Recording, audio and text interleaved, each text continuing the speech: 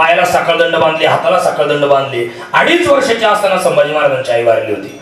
21 वर्षाचे झाले तर छत्रपती शिवाजीराजांनी जगाचा निरोप घेतला. आई गेली, बापही गेला. माय मेली बाप मेला, हे माय मेली बाप मेला, उलट राहिलं. आता सांभाळी विठ्ठला,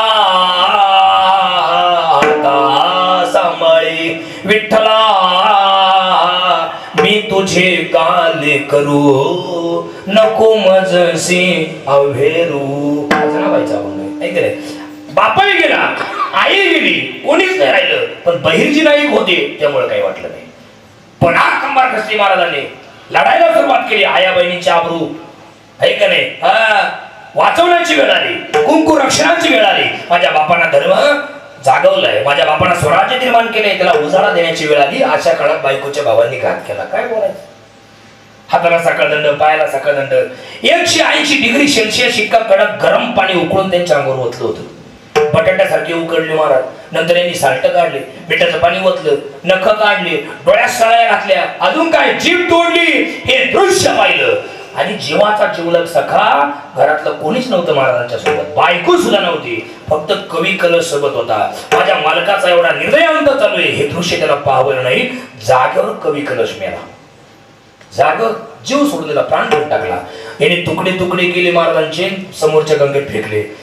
हरिजन समाजाच्या माणसाने कृपा केली आपल्या लोकांवरती. ध्यानात ठेवा, तुकडे तुकडे गोळा केले. जिकडं रस्ता मिळेल तिकडे घेऊन पळायचा. वढू आणि तुळापूर नावाची 2 गावं आहेत. तुळापूर आणि वढू पुण्यापाशी आळंदीच्या जवळ 12 किलोमीटर. तिथं आणून अख्ख्या गावाने मिळून ते प्रेत तुकडे तुकडे शिवले, प्रेत तयार केलं, महाराजांना समाधी दिली. म्हणून त्या गावाला आडनाव शिवले आहे. बाबा शिवले आडनाव आहे त्या गावात. त्यांना म्हणलं तुमचं असं कसं काय आडनाव? ते म्हणे असा इतिहास आहे. आजही त्या गावचे लोक महाराजांच्या नावाचा सुद्धा पाळतात. दादा आजही पोरस आहे काय पाळतात. त्या गावातली पोरं पायात चप्पल घालत नाही असं त्या लोकांनी मला सांगितलं.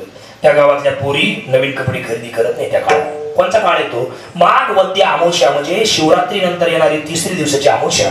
तिथून पुढे 1 महिनाभर म्हणजे फाल्गुन अमावस्या म्हणजे गुढीपाडव्याच्या आदल्या दिवशी 1 महिनाभर ते लोक पायात चप्पल घालत नाही. कोणी एका टायमाला जेवतो. त्या गावातल्या पुरी नवीन कपडे खरेदी करत नाही. त्या गावातली माणसं एका टायमाला जेवण करतात. त्या गावातली काही पोरं असे म्हणले महाराज आजही डाव्या कुशीवरच झोपतात 1 महिनाभर. का? महाराजांचा आवाज येतो का काय? कोणीतरी धावा, कोणतरी वाचवा असं आवाज येतो का काय? आणि आम्ही जातो काय महाराजांच्या मदतीला?